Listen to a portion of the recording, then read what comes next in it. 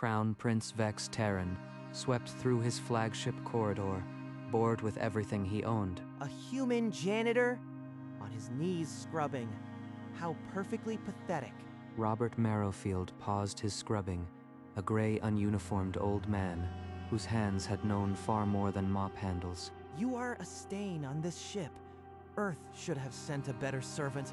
Or can your species not afford one? Your Highness, allow me to record this. The court will enjoy seeing the Terran specimens humbled. The prince backhanded Robert across the face. A sharp crack and a thin red line opened on the old man's cheek. Robert's head turned with the blow, but no sound escaped him. He looked back, eyes steady and terribly calm. He stayed on the deck, a drop of blood tracing his jaw, his gaze holding the prince's with a weight that silenced the corridor. Perfect! Forward that to the fleet, label it the human stain. Let the Empire laugh. The slap became imperial humor. Racing through Hillith networks, a broken Earth specimen who never once cried out. He went back to his mop. The prince was gone. The sting remained. Enjoy your scrubbing, human. It's the only mark you'll leave. The clip jumped from screen to screen. A gray old man, a royal slap, and utter silence. He worked his shift. 6 hours. The blood dried on his cheek, and he never once raised a hand to touch it. At shift's end, he logged out at the terminal. His movements were slow, deliberate. He walked to his quarters through the service corridors, unnoticed and unmissed. His cabin was a metal box. He shut the door and stood still in the quiet. Then he washed the blood from his face. Water swirled pink down the drain. He sat on the edge of his cot, hands resting on his knees. The cut had stopped bleeding. He stared at the wall. No rage, no tears, only the patience that had silenced a corridor. The clip ended. Ambassador Cortez sat frozen, the screen still glowing with the image of a bloodied old man. That face. Robert Marrowfield. Oh gods. No. Why now? Why him? Within the hour, Earth Council convened an emergency session. Cortez projected the footage. That isn't just any janitor. That is Robert Marrowfield, the abdicated 11th sovereign of the Marrowfield dynasty. The room went cold. Every person at that table knew the name Marrowfield meant a fleet that could end empires. His family still commands the Marrowfield Reserve. If he decides to answer this insult, we face an interstellar crisis. We must plead with him for restraint before he does something none of us can undo. The vote was unanimous. Cortez drafted the message herself, her fingers trembling over the keyboard. Her words were careful, but the desperation was plain. Robert, please, for the sake of all Earth, do not act. The transmission left Earth immediately, racing across light years toward a tiny cabin aboard a Hillith flagship. A soft chime broke the silence of the cabin. The Earth Council transmission had arrived. He read Cortez's words, a plea to do nothing, to let the insult pass. He looked away from the screen, toward a small framed photograph on his shelf. He opened a storage locker and retrieved an old military comm unit, untouched for over a decade. His calloused fingers moved across the keys, typing a sequence no outsider could decipher. He pressed send. The message vanished, swallowed by the network. Across the darkness, a dormant relay station received the signal. It pulsed once, then went still. Robert powered down the terminal and closed the locker. His face showed nothing. He glanced once more at the photograph. His wife's smile, unchanged by time. Then he sat back down on the edge of his cot and waited with the patience that had silenced a corridor. The signal traveled through dark space, bouncing from one hidden relay to the next. In a forgotten system, light years from any inhabited world, a dormant black and gold ship began to stir. A single dreadnought, then another. Cyan running lights flickered along their hulls. Across the fleet, stored for generations, reactor cores ignited. A low hum filled the vacuum. The Marrowfield Reserve, 800 dreadnoughts, awoke as one. No alarms sounded anywhere else. Emergency protocols activated. Weapon systems ran silent diagnostics, and orange ports cracked open. In the darkness, they formed up, a line of ancient fury stretching across the void. The lead ship transmitted a single acknowledgement. Orders received. ETA, 18 days. The lead vessel's navigation computer plotted a jump point, untouched since the last war. The fleet began to move. Engines igniting cyan, carving a silent path through the stars. In Helith space, Crown Prince Vex Terran lounged on his throne, replaying the slap footage for a crowd of sycophants. Watch this again. The broken Earth thing just stares. No fight, no words. Humans are born to scrub. My father should see this. Perhaps then, he'd understand why I find court so tedious. Light years away, Earth Council monitors flagged the Marrowfield fleet's engine ignitions. Cortez went pale. He didn't listen. He's activated the reserve. We have to stop this before it reaches Helith space. Her second message was shorter. Robert, we beg you. Stand down. There is still time to prevent catastrophe. The transmission reached his cabin. Robert read the plea, then switched off the terminal. No reply came. Cortez stared at the silent screen, the weight of an empire's fate pressing in. On Helith, the prince drank and laughed, utterly unaware that a storm was racing across the void. Earth Council held their breath, waiting for a response that never came, while the Marrowfield fleet advanced. In a Helith monitoring station, a junior officer noticed the fleet on a deep space scan, then shrugged. A superior glanced over. Private Terran legacy drill. Mark it as a non-threat and log it. The report never rose above the intelligence floor.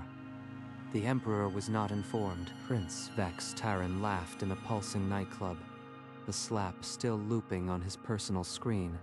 We have to warn Helith. If that fleet arrives unchallenged, it could be a slaughter.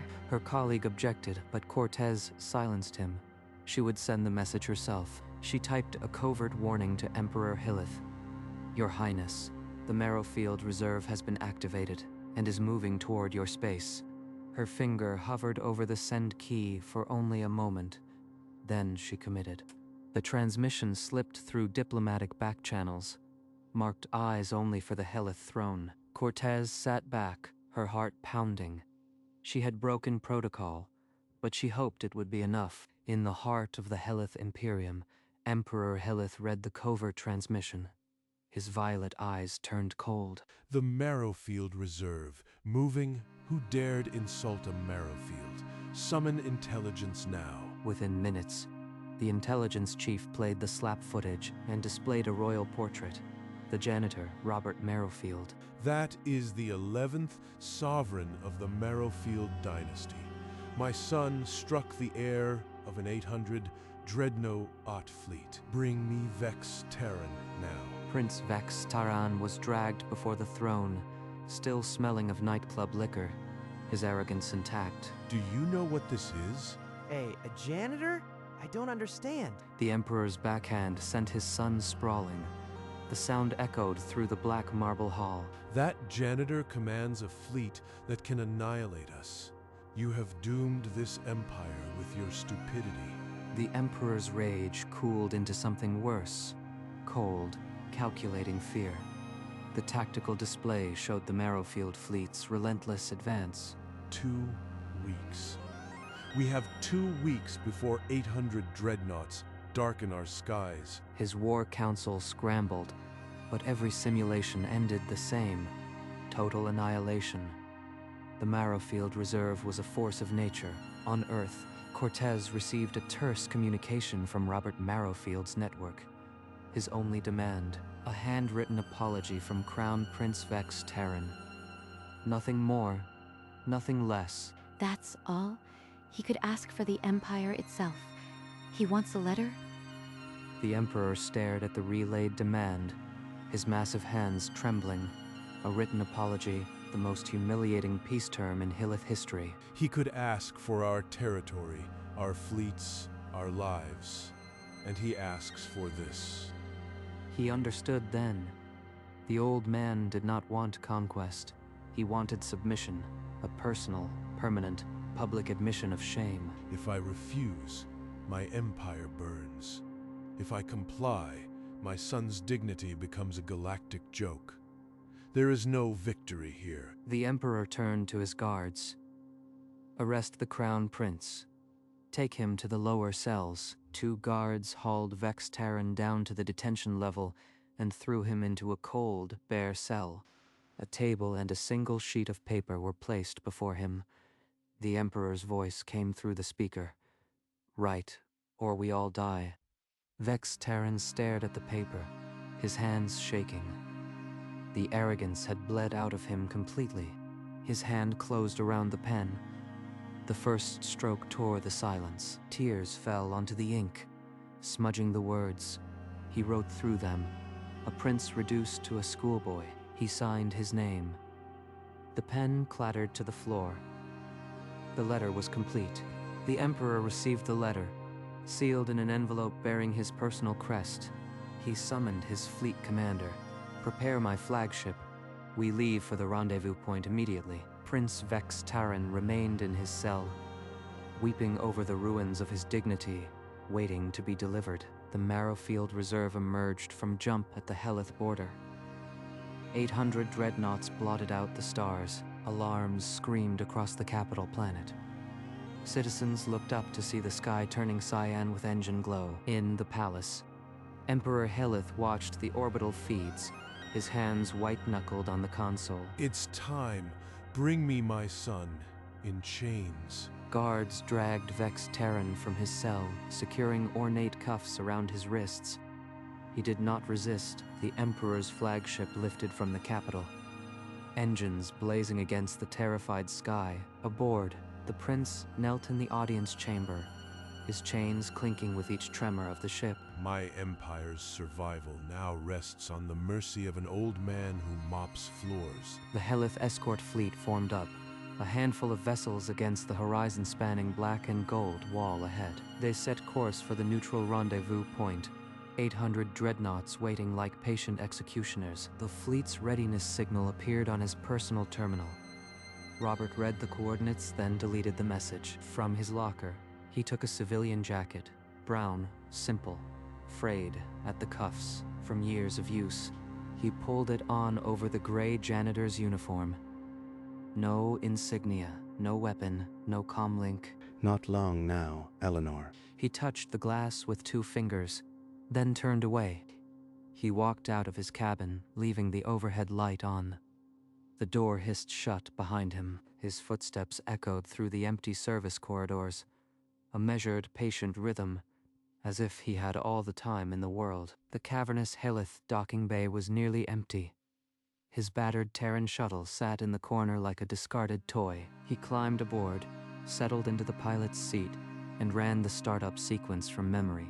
The shuttle detached with a soft clang, a tiny gray craft slipping from the gilded maw into the star-filled black. The Helith flagship materialized at the rendezvous point, barely a speck against the dreadnought's gunmetal flank. The Terran shuttle landed in the bay with a thud that seemed louder than it should. The hatch opened. He walked down the ramp alone, passing between rows of rigid Helith guards who dared not meet his eyes. Leave us, all of you, out. The guards filed out.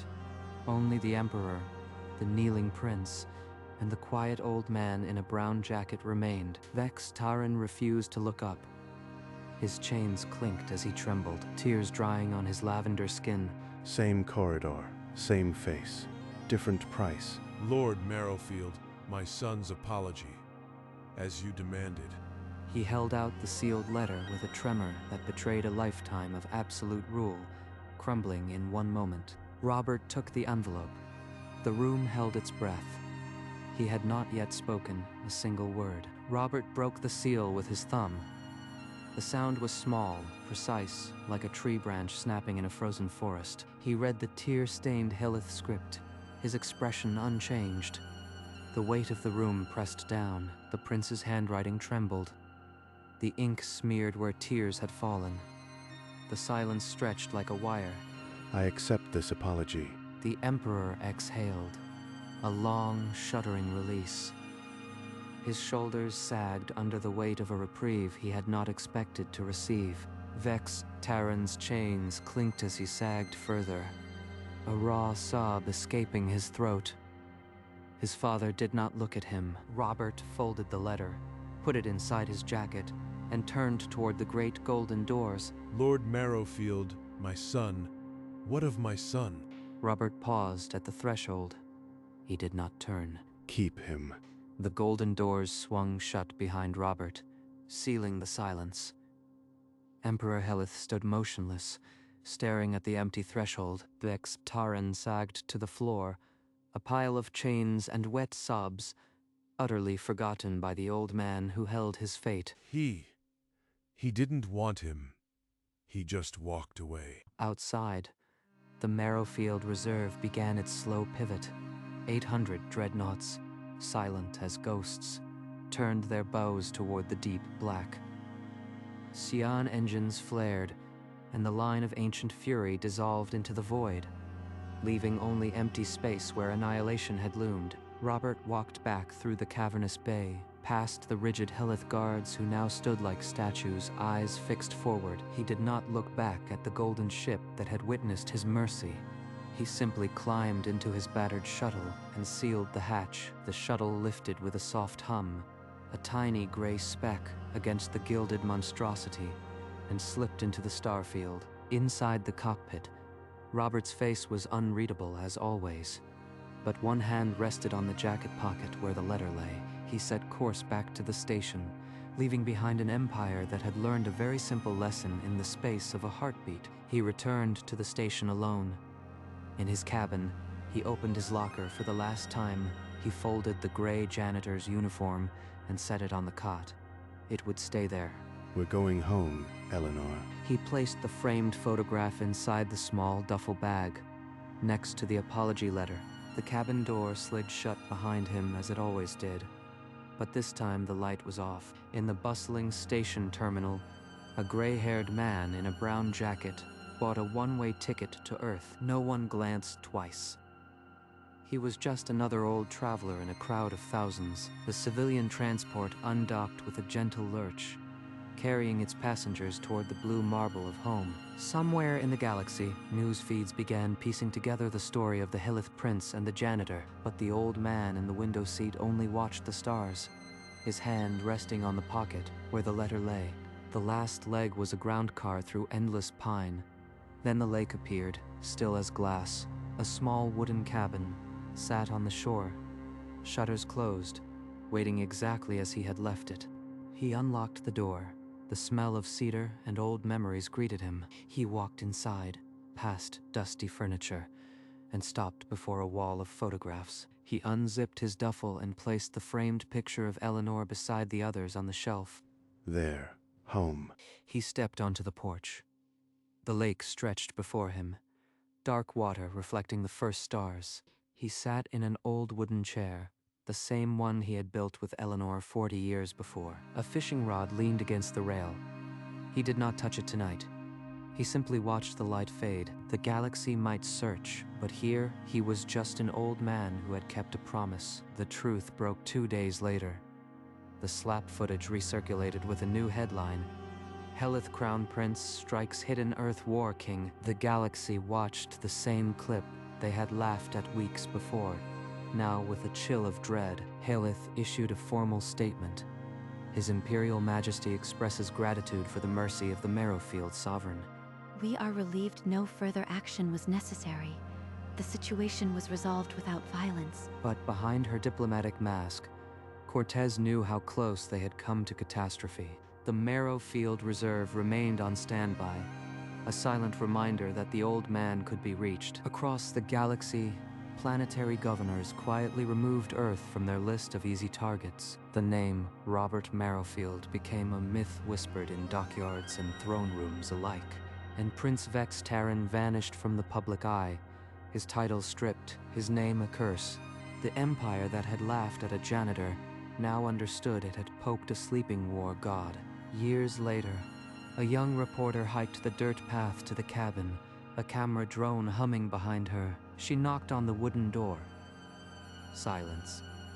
Then it cracked open, revealing a weathered face. I caught a fish this morning. He closed the door.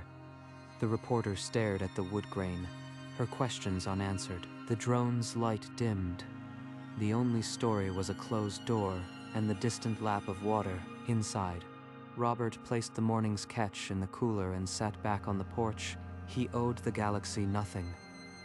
Not an explanation, not his memories, not his silence.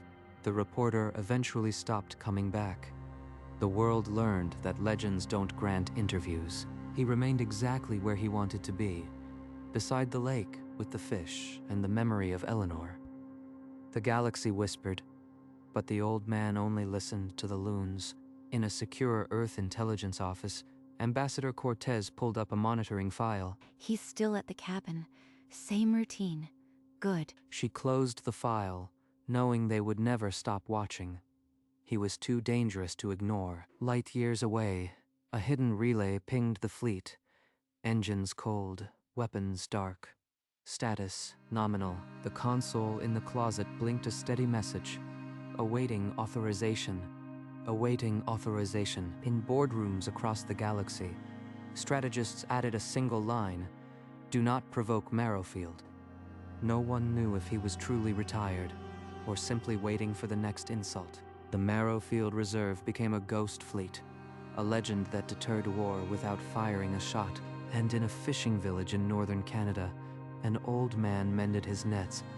Utterly content, the galaxy wondered. He didn't care. Night fell over the lake, and the cabin window glowed a soft blue. Inside, Robert sat before an old console hidden in the closet, its screen blinking a status update. The text read, "Marrowfield Reserve, standby mode, continuous monitoring active." A soft chime sounded. The fleet had completed a scheduled sensor sweep, a ghost's breath across the void. Robert watched the data stream for a moment. No threats, no incursions. Good. He closed the console. The cabin returned to darkness, save for the embers in the fireplace. Far away, the fleet resumed its silent watch. The dreadnoughts drifting in the cold. The galaxy would never know how close it came to fire. But the old man knew. He always knew. And as long as he drew breath, the Marrowfield fleet would be there, waiting. From the porch, the stars were a blanket of silent fire. The old man took one last look at the lake. Then he turned, closed the door, and the blue light in the window flickered off. The camera pulled away, rising past the pines, up through the atmosphere. Earth became a blue marble, then a point of light in the vast dark, and there, scattered across the void, a hidden constellation, 800 dreadnoughts, sleeping, unseen by the galaxy. A single dreadnought turned, its cyan engines flickering once, in a cabin closet. A console continued its patient message. Standby. The galaxy turned. Empires rose and fell, but the old man kept fishing. Because some warriors don't need to fight. They just need to be known. The galaxy remembers. Robert Marrowfield waits.